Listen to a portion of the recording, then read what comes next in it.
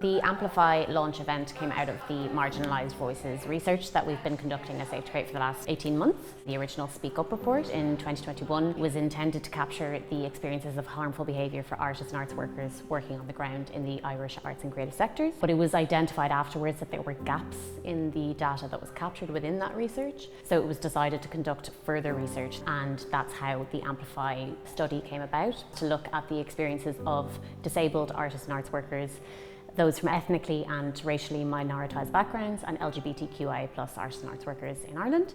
What's really important, I think, about this research report is that it is a methodology that I haven't experienced before, whereby we worked with representatives from the sector at all levels. So we collaborated with artists and arts workers and organisations in order to make sure that they were being consulted at key moments and that their lived experiences were reflecting the kind of questions that we were asking. It's really easy sometimes to just hope for the best, ask some questions and hope that you get useful information, but I think the significance of the report is, of course, the data that is within it, but it's also the process of getting to that we think is really inclusive and collaborative, and I think that's been reflected in terms of the conversations that we've been having today. In the development, in the formulation, in the articulation, in the accessibility design, and in the presentation, this report was completely collaborative with the people who it concerns, like me, a disabled artist like me, and other marginalised groups.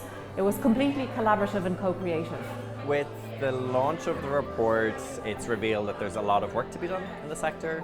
It does feel like there's a note of optimism as well. It feels like the people that are involved in making the change are here, and it does feel like something that's showing up a lot today is people knowing that difficult conversations need to happen, and it almost needs to be a practice of having these conversations. The arts don't talk to academic researchers enough, and the arts don't talk to the wider charity sector enough. So to have a room full of researchers, arts workers, heads of arts organisations, artists, and then also people representing the charity sector, it feels very unusual to be in a room like that where we're all having the same conversation. We absolutely need reform in our arts organisations and how we go about really caring about diverse populations.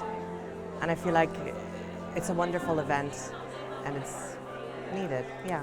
Artists can feel like they carry a burden of representation. What's really important about something like Safe to Create and the AMPLIFY report is that there's a sense of solidarity and there's a sense of support here, and that you're not always the person having to tell your story or to instigate change.